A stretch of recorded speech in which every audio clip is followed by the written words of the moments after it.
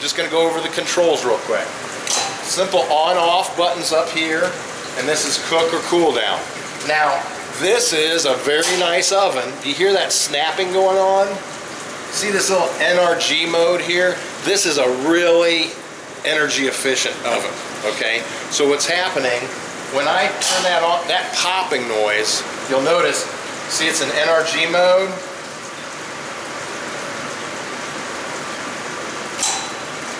And now this light's gonna light up, I hope. There it goes.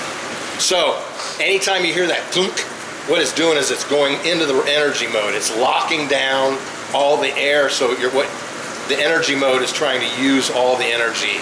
It's super energy efficient. So that noise, when you hear it, when I do this, you hear it click, and then it went to that. That's something different that a lot of ovens don't have, and I want to make sure you understood why it's going clunk, clunk, clunk, clunk. That's a noise that it's supposed to be making, okay? So you turn it on in the morning, set your temperature, whatever you want to set it at, and put it to cook, okay? This will come on, it's going to come up to temperature. Once it hits whatever temperature you have it set at, that light will drop off. So if you're working around the kitchen and you see your lights starting to drop off, that means your ovens are up to temperature.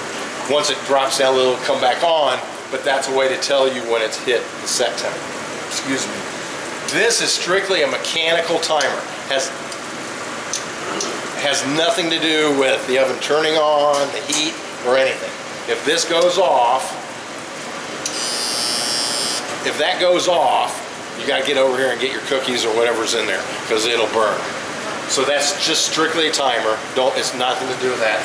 And again, your temperature control here. The fan speed, high and low. 95% of everything you're going to do in this kitchen is on high. Okay. Ovens cook the best, bake pattern, fastest, everything is on high. The problem is if you're doing sheet cakes or cupcakes. Or cookies, it'll burn. No. It's the liquefied batter. You want them on high for cookies. Really? Oh yeah. You got the temperature wrong if you burn it. So. I usually do 300. I'm just saying the fan has nothing to do with them burning. Maybe it's our old oven. Yeah. Everyone I thought, even you don't want to cook in low.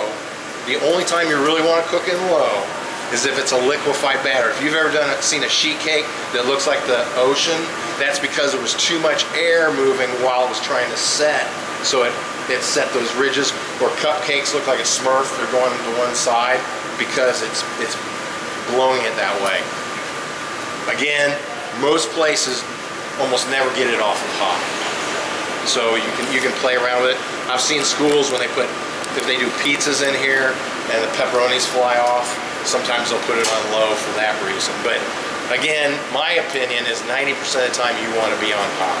That's when you get, so if you have all those sheet trays in there, under low speed, the air doesn't have the velocity to get through all those 5 or 4 pans that you have there.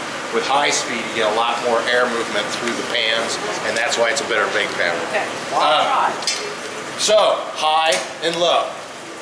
Cook and cool down. 2 reasons to do cool down. One is if you're cooking at 425 and you want to get down to 350 really fast, you can put it to cool down and kick open the doors and it's going to blow the heat out. The other reason you want to use cool down is at the end of the day, as you're cleaning up your kitchen, please put it to cool down, put it to low fan, and just keep your doors open for about 10 or 15 minutes. Because when that, there's a big fan in the back, and when it's spinning, it's self-cooling. But when it stops, it's just a big piece of lead sitting back there. So if you have 400 degrees and you turn it off and shut the door, that 400 degrees just migrates through the motor, and so it just is. You're not going to ruin this. You're not going to ruin this if you don't cool down. You'll extend the life of your motor and the controls if you just cool the ovens down in the evenings. It does help, and even leave the doors cracked is good too. The last thing is just this peak light here, and that's all it is a peak light. It's not made to stay on. You're just supposed to go in there and take a look at it. Okay. The racks inside here on the sides are all chrome plated. Great for oven use. They're not meant to be left in a pot sink overnight. Don't think I'm gonna soak them because they will rust. You can put them through your dishwasher, you can put them through but dry them off. Don't let them sit in a wet environment because they will rust. As far as cleaning the outside goes the same as the steamer, a water, alcohol-based stainless cleaner, vinegar and water, whatever you guys like to use.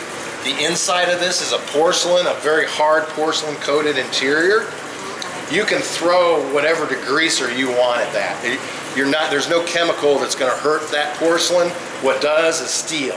So no steel scrubbies, like the green scrubby is about as strong as you ever wanna put on that. But be aware that you can put pretty strong chemicals on that. It's porcelainized and you really can't hurt it. But steel will. Just so you know, if anybody's asking, these bolts here, don't ever mess with these. These are service screws. These can be serviced all from the front. They undo it and pull the whole thing out. Any other questions? Did somebody ask me how I was going to cook something in here? No, I want to cook it at the common. Oh,